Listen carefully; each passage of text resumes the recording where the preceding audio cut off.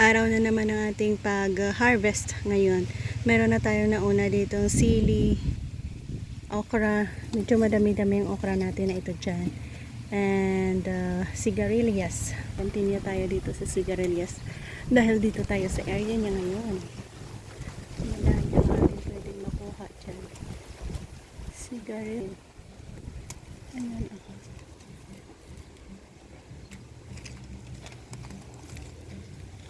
Ganda ng kanyang mga sizes. Medyo madami-dami ito ngayon, guys. Doon sa loob madami din. Sigarilyas harvest natin ito ngayon.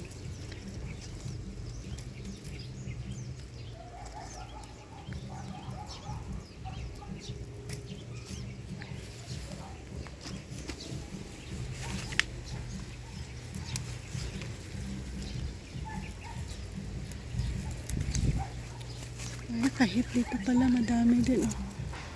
Mga tago area ito. So, pasokin natin ang loob. Kakantinyo tayo doon. Marami siguro ito ngayon. Ayan. Marami pa doon sa loob. Dito din, oh.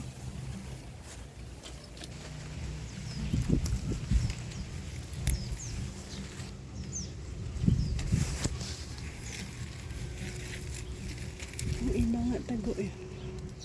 Isa din ito dito sa area na ito na bago.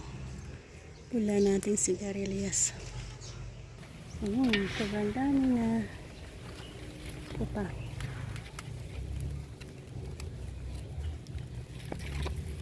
Ang saya ng time kung saan harvest na lang tayo. Dami oh.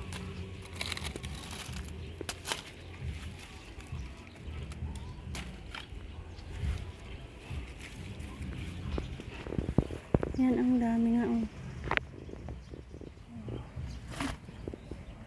Yan.